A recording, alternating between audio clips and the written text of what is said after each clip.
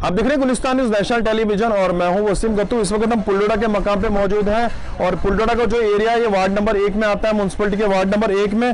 और मेरे पीछे आप देख सकते हैं ये ब्रिज जो है इसको डिमोलिश किया जा रहा है। जिस तरह से बटोत किश्तवाड़ नेशनल हाईवे का काम लगा है और खास करके हम बात करें किश्तवाड़ नेशनल हाईवे का जिस तरह से काम लगा है, इसमें काफी दिक्कत यहाँ पे आ रही थी इनको। जिस तरह से केबल से ब्रिज बनाया गया था और इसकी जो हिस्ट्री है लगभग 1957 में इस ब्रिज को बनाया गया था और आज इसको इसलिए डिमोलिश किया जा रहा है क्योंकि इन केबल्स की वजह से काफी दिक्कतों का सामना करना पड़ रहा है उन लोगों को जो हाईवे का काम यहाँ पे कर रहे हैं। एडमिनिस्ट्रेशन ने ये सही समझा कि इस ब्रिज को जो है डिमोलिश करना पड़ेगा और कुछ लोग यहाँ पे हैं, इनसे बातचीत होगी। आप देख सकते हैं तस्वीरों में कितना पुराना ये ब्रिज है और लकड़ी इसकी अभी भी वैसी है और कुछ लोग यहाँ पे काम भी कर रहे हैं। काफी जोरों से इस पे काम लगा है। ऐसा लगता है कि कुछ दिनों में ही इसको डिमोलिश किया जाएगा। कुछ लोग इनसे बातचीत करेंगे, इनसे समझने की कोशिश करेंगे क्या इस ब्रिज के बारे में बताना चाहेंगे। थोड़ा सा आगे आए, कहाँ क्या रहने वाले हैं, इस ब्रिज के हवाले से क्या बताना चाहेंगे आप? Sir thank you. हम पुलडोडा के रहने वाले हैं। ये पुल 1957 में सुना है हमने, 1957 में बना हुआ, जब यहाँ पे प्राइम मिनिस्टर कोई बख्शी होते थे तो उस टाइम का बना हुआ है। और ये बनाया यहाँ का ठेकेदार सुना है मैंने कि कोई अब्दुल करीम होते थे, उन्होंने बनाया हुआ है। और जब हम स्कूल जाते थे, मैं इधर से पैदल जाता था इस स्कूल से डोडा के लिए हम जाते थे, बस में भी जाते थे मगर यहाँ पर उतार देते थे तो हम चले जाते थे डोडा के लिए।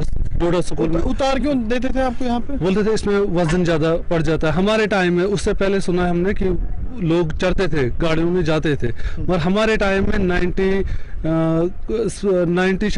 में 97 में हम डोडा स्कूल में जाते फ्रीडिया मॉडल में, तो इधर से पैदल इसी पुल से मैं गया हूँ पैदल डोडा।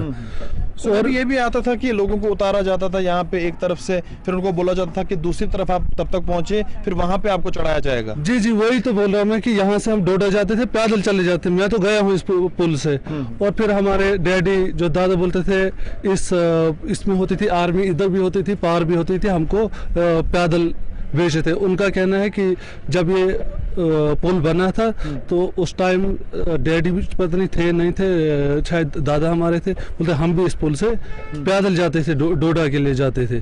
तो फिर बाद में आज तो इसका ये इनने पुल को तोड़ना शुरू कर दिया। इनको ऐसा तो नहीं करना चाहिए था, चलो किया तो हमारे ही फायदे के लिए भी है, मगर और कुछ भी करना चाहिए था। इसको जिस गवर्नमेंट के पास बहुत स्कीमें हैं, क्या करना चाहिए क्या नहीं करना चाहिए, तो चलो उनने तोड़ दिया तो वो तो उनको अपनी क्या है क्या राय। कैसा लग रहा है आपको? यहीं के आप रहने वाले हैं, आज इसको डिमोलिश किया जा रहा है। जिस तरह से हम देख रहे हैं कि हाईवे का काम भी लगा है, उसमें अड़चन आ रही थी क्योंकि स्टार्टिंग में ही उनको दिक्कत आती, क्योंकि अगर हम बात करें तो इसमें जो है वायर्स हैं उनसे काफी दिक्कत इस हाईवे को आ रही है। ये तो बड़ी दुख की बात है क्योंकि ये याददाश्त थी। अब जो आगे जो पीढ़ी होगी वो तो नहीं देख सकेगी ये कैसे, वो सब अगर उनको पता, उनको तो यकीन ही नहीं आएगा कि ऐसे पुल होते थे जैसा ये आज हमने देखा। हमारे जो आगे आएंगे वो तो नहीं देख सकेंगे ये पुल ये कैसा था कैसा नहीं था। दुख तो हो रहा है हमको कि ये पुल दुख आपको हो रहा है। क्या एडमिनिस्ट्रेशन के पास आप गए थे कि इस ब्रिज को नहीं तोड़ना?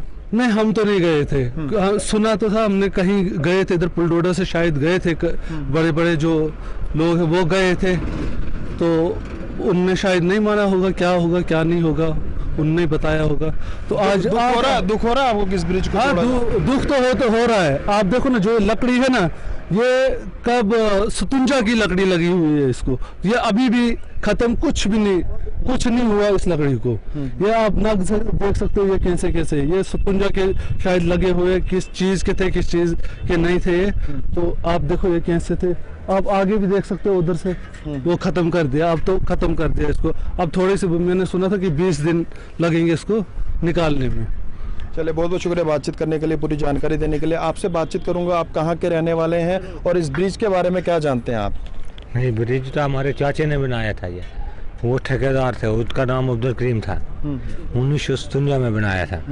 अब ये रोड की वजह से तोड़ रहे हैं। ये रोड अब पीछे से वो खुली करनी है, क्या इसमें डेवलपमेंट तो होना चाहिए। या पुलडोडा ख़त्म कर दिया, इसमें है ही नहीं, कुछ किया नहीं इन्होंने। इसके बारे में नहीं जी हम आपको बसाएंगे, ज़मीन दे देंगे, कुछ नहीं किया, कुछ भी नहीं। सब लोग दर बदर हो गए, कुछ जम्मू चले गए, कुछ कहाँ चले गए, कुछ गरीब लोग ऐसे पहाड़ियों पर बैठे हैं।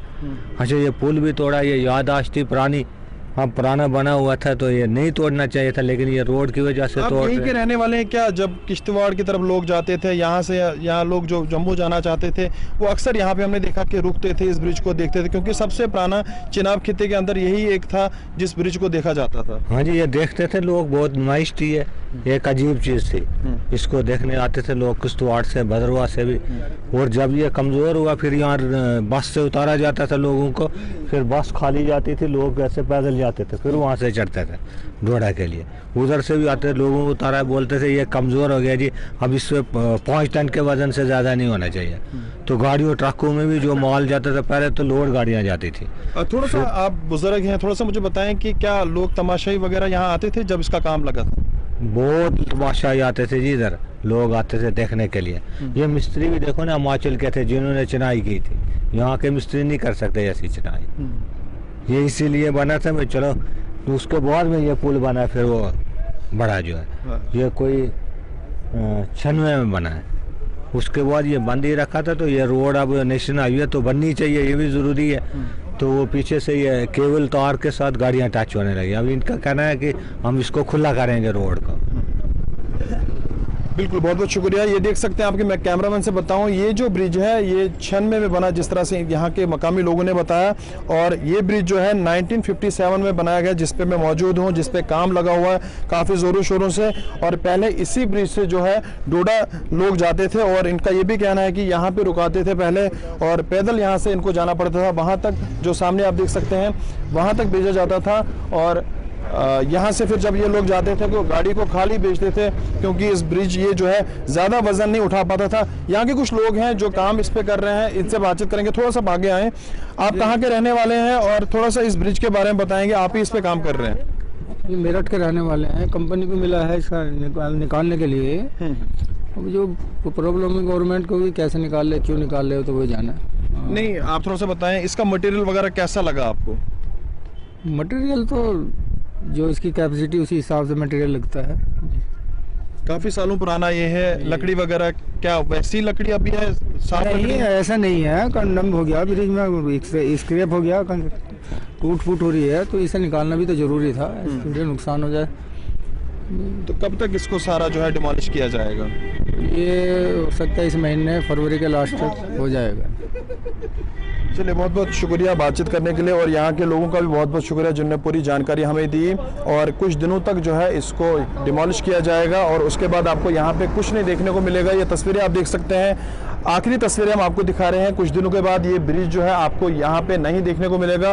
और फिर से बताऊं कि जिस तरह से इन्होंने बताया कि 1957 में ये ब्रिज बना था, उसके बाद जो है 96 में दूसरा ब्रिज बना था जो डोडा को जोड़ता है। और बड़ा कारण इसमें यह है कि इस ब्रिज को क्यों डिमोलिश किया जा रहा है। जिस तरह से आप जानते हैं कि किश्तवाड़ हाईवे का काम लगा हुआ है, और दोनों तरफ से, अगर डोडा की बात करें, डोडा के जो हमारे पीछे आप देख सकते हैं वहां पे भी अड़चन इसमें आ रही थी। अगर हाईवे का काम वहां पे भी लगेगा, वहां पे भी अड़चन आ सकती है आने वाले टाइम में। और इस तरफ जो है यहाँ पे भी अड़चन आ रही थी, और उसी की वजह से इसको डिमोलिश किया गया। और कुछ दिनों के बाद जब आप यहाँ आएंगे पुलडोडा के अंदर, तो यहाँ पे आपको ये ब्रिज देखने को नहीं मिलेगा। फिलहाल के लिए इतना ही। आप देखते रहे गुलिस्तान न्यूज़।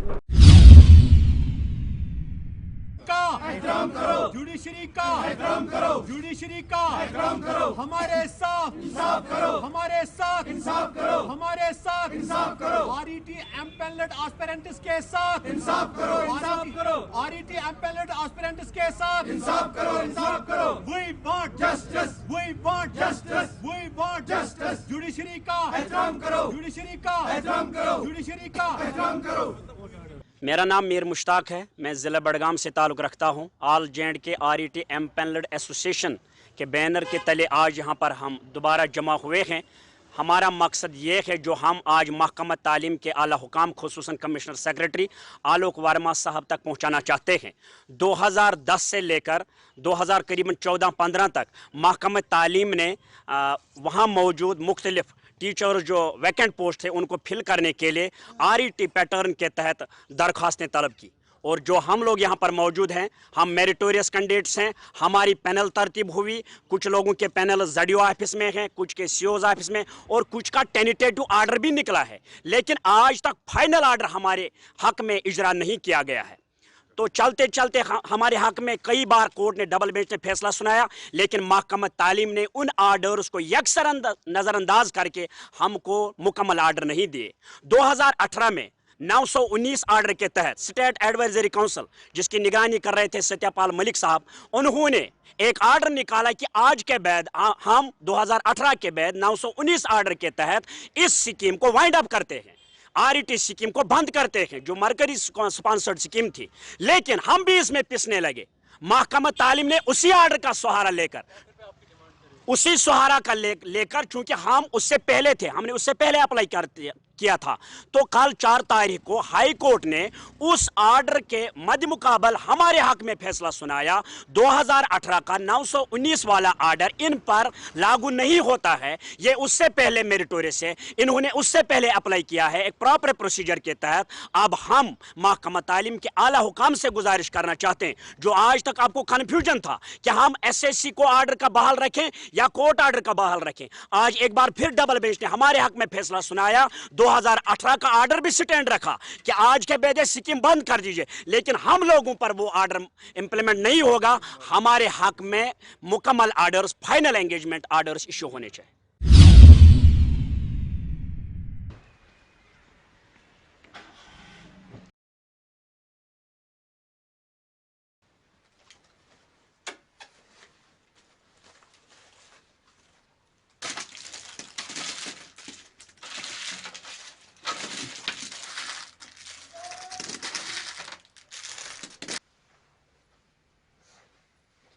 मेरा नाम सालेहा मुश्ताक है, मैं नन्नर गांधरबल से ताल्लुक़ रखती हूँ। तो मेरा gold medal 7th south Asian championship में आया, जो इंटरनेशनल लेवल पे हमारी चैम्पियनशिप थी।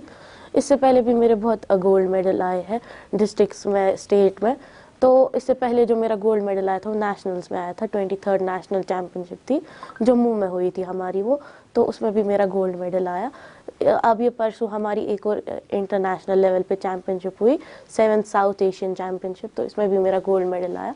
उम्मीद है कि आगे जो हमारी मलेशियन चैम्पियनशिप है, एशियन चैम्पियनशिप, उसमें भी मेरा गोल्ड मेडल ही आए।